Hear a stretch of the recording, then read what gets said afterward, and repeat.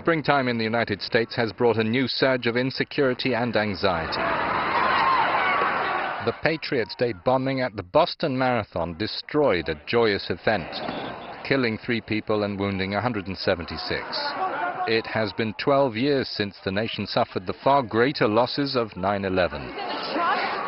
This threw national protective efforts into question once more. Coinciding with the marathon attack, a fire was reported at the John F. Kennedy Library in Boston. Authorities are still working on establishing whether there was a connection. President Obama, immediately informed by Homeland Security Chief Janet Napolitano, refrained from drawing any premature conclusions when he called a press conference at the White House. Good afternoon, everybody. We still do not know who did this or why.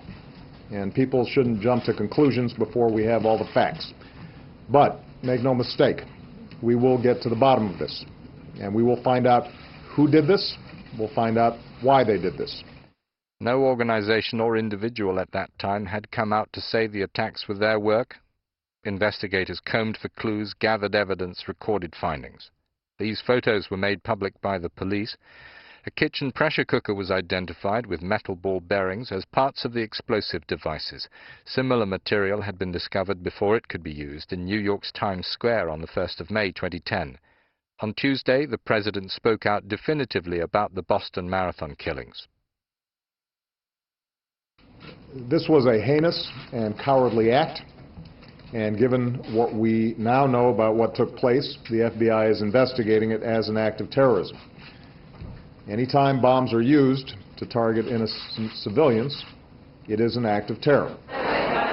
Also on Tuesday in Washington, there was alarming activity surrounding Republican Senator Roger Wicker. Following one to the president himself, a letter addressed to Wicker, postmarked in Memphis, had been intercepted and found to contain the powerful poison ricin.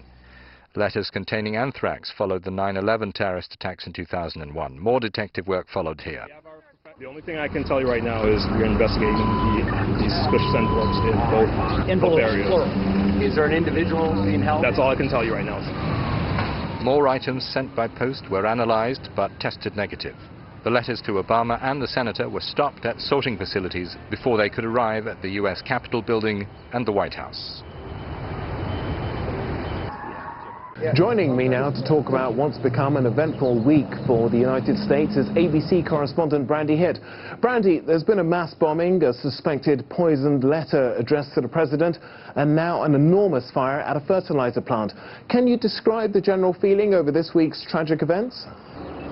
Hi, Tacumbo. Well, here in West Texas, where that explosion took place overnight, people are really feeling emotional, somber. Right now, here in Texas, they're still searching for people who are missing in this mass explosion. President Obama today released a statement saying that his thoughts and prayers are with this community. Right now, the focus here, where we are, is just trying to work through everything. This community that we're in is about 2,800 people. It's a small town just south of Dallas. And right now, everyone here, while it's somber, they're rallying around each other in support. We have people here who've been bringing nonstop food, supplies, clothing, cooking nonstop for families who've been displaced. They're still fearful.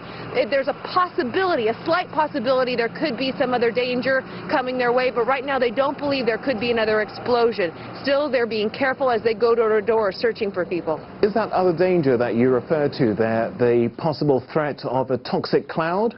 We have about 180 people who have been hospitalized. They're checking for wounds that may have been tied to a chemical reaction. The good news is, if there is any good news, is here it has been very cold and very rainy since the explosion. So officials say the rain has really kind of tampered down any sort of gas that was emitting after the explosion. They believe that there's no ammonia threat anymore. However, as I said earlier, they're being very cautious. You have an entire fertilizer plant that just blew up, and so they don't know if there are other toxic chemicals that may be around that area. That's why we're being kept back. But right now, they do believe the serious threat is over, Tacumbo.